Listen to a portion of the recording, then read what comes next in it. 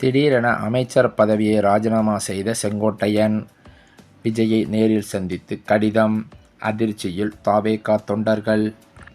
தமிழ்நாட்டின் புதிய ஆளுங்கட்சியாக உருவெடுத்திருக்கும் தவேகாவானது முதலமைச்சர் பொறுப்பேற்றிருக்கும் விஜய் முன்னிலையில் பல்வேறு நலத்திட்ட உதவிகளையும் தவேகா அறிவித்த வாக்குறுதிகளையும் பல்வேறு விதமாக நிறைவேற்றி வருவதாக தகவல்கள் வெளிவந்து கொண்டிருக்கிறது. அதே சமயம் தமிழக வெற்றிக் கழகத்திற்கு அதிமுகவின் எஸ்பி வேலுமணி தலைமையிலான எம்எல்ஏக்கள் ஆதரவு தெரிவிக்கும் நிலையில் அக்கட்சியில் 4 பேருக்கு அமைச்சர் பதவி கிடைக்கும் என சொல்லப்படுகிறது. அது மட்டுமில்லாமல் அவர்கள் யார் யார் என்பதை கூட தற்போது தகவல்கள் வெளிவந்து கொண்டிருக்கிறது. சமீபத்தில் நடைபெற்ற தமிழ்நாடு சட்டசபை தேர்தலில் புதிதாக களமிறங்கிய தமிழக வெற்றிக் கழகம் வெற்றி பெற்று அதன் தலைவர் விஜய் முதலமைச்சராக பொறுப்பேற்றிருக்கிறார். ஆட்சியை பிடிக்கும் முனைப்புகள் களமிறங்கிய அதிமுக வெறும் 47 இடங்களை மட்டுமே வென்று 3வது இடத்தை பிடித்தது.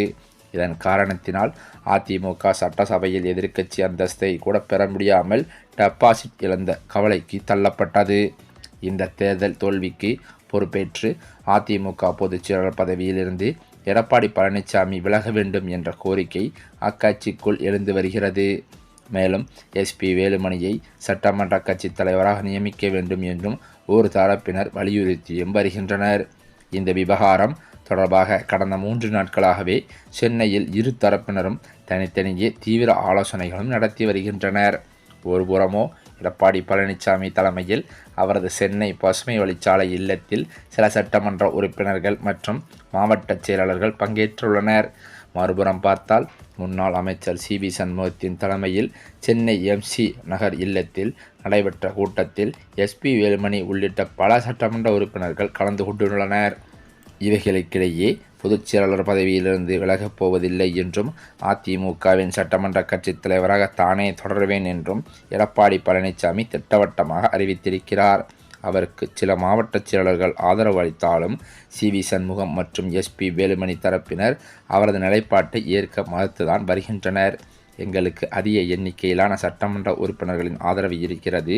எனவே எஸ்பி வேலுமணி தான் அதிமுக சட்டமன்ற குழு தலைவராக இருக்க வேண்டும் என்று சிவி சண்முகம் தரப்பினர் அழுத்தமாக வலியுறுத்தியிருக்கின்றனர். மேலும் எடப்பாடி பழனிசாமியை பொதுச் செயலாளர் பதவியிலிருந்து நீக்குவதிலும் அவர்கள் உறுதியாக இருப்பதாகவும் சொல்லப்படுகிறது. இந்த சூழலில்தான் தமிழக வெற்றிக் கழக அரசு கோரவுள்ள நம்பிக்கை வாக்கெடுப்பின் போது முழுமையான ஆதரவு அளித்து ஆளும் அமைச்சரவையிலும் இடம்பெற சிவி சண்முகம் தரப்பினர் விரும்புவதாகவும் தகவல்கள் வெளியாகியிருக்கிறது. அதிமுக சட்டமன்ற உறுப்பினர்களில் 2 பங்குக்கும் அதிகமான ஆதரவு தங்களுக்கு இருப்பதாக சிவி சண்முகம் தரப்பு தற்போது உறுதிபட தெரிவித்திருக்கிறது. சிவி சண்முகம், எஸ்பி வேலுமணி உட்பட 24 அதிமுக சட்டமன்ற உறுப்பினர்கள் தமிழக வெற்றிக் கழகத்திற்கு ஆதரவளிக்க உள்ளதாக என அண்மையில் தகவல் வெளியானது. அதே சமயம் அவர்கள் அனைவரும் முதல்வர் விஜய்க்கு அழைப்பு விடுத்திருந்த நிலையில் அவர்கள் அனைவரையும் நேரில் சந்தித்து ஆதரவையும் பெற்றார். இதனால் அமைச்சரவையில் சிவி சண்முகம், நத்தம் விஸ்வநாதன், இசக்கி சுப்பையா, லீமா ரோஸ் அல்லது மரகதம் குமாரவேல் ஆகியோருக்கு வாய்ப்பு வழங்கப்படலாம் என்றும் தெரிகிறது. அதிமுகவில் பிளவு என யாரும் சொல்ல வேண்டாம் என எஸ்பி வேலுமணியும் சிவி சண்முகமும் கூறியிருந்தாலும் சட்டசபையில் அதிமுகவின் எடப்பாடி பழனிசாமி பேசியதும் எஸ்பி வேலுமணிக்கும் பேசுவதற்கு வாய்ப்பு கொடுக்கப்பட்டதிலிருந்தே பிளவு ஏற்பட்டிருப்பது வெளியே வந்திருக்கிறது. இப்படிப்பட்ட நிலையிலோ தமிழக அரசியல் களத்தில் வெற்றி முழக்கத்தோடு அரியணை ஏறியிருக்கும் தமிழக வெற்றிக் கழகம் இப்போது ஒரு புதிய சர்ச்சையில் சிக்கியிருப்பதாக தகவல்கள் கசிந்திருக்கிறது.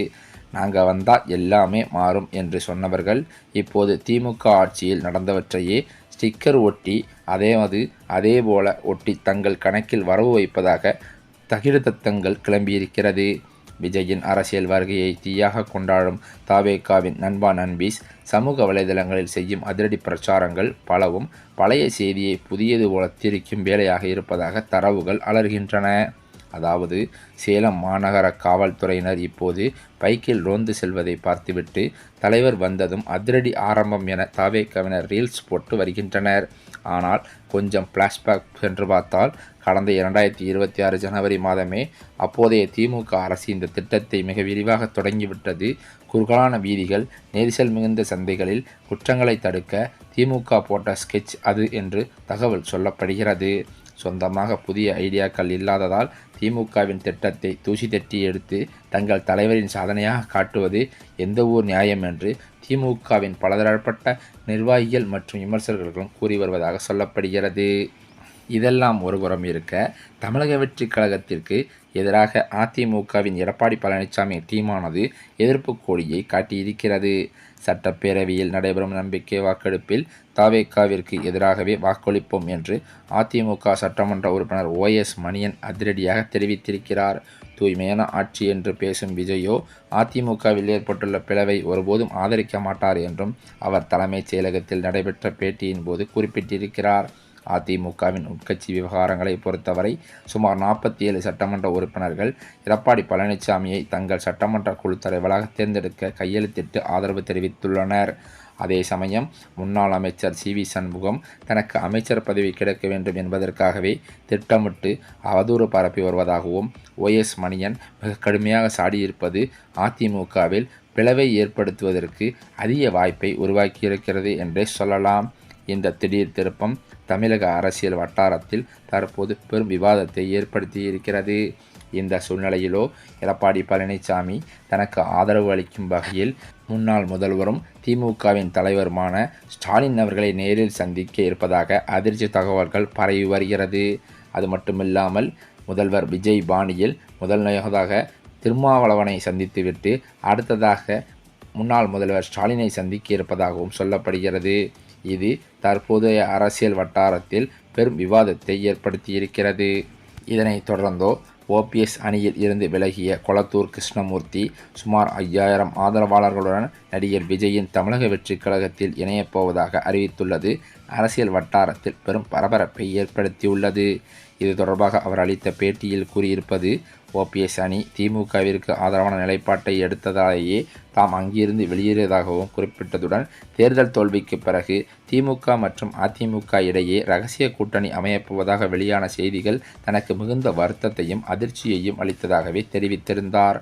மேலும் அது மட்டுமல்லாமல் இதன் காரணமாகவே தான் தமிழக அரசியலில் ஒரு மாற்றத்தை முன்னெடுக்க தனது ஆதரவாளர்களுடன் விரிவாக ஆலோசித்து தற்போது தவேகாவில் இணைய முடிவெடுத்திருப்பதாகவும் அவர் உறுதியுடன் தெரிவித்துள்ளது தற்போதைய அரசியலில் பெரும் பரபரப்பை ஏற்படுத்தியிருக்கிறது.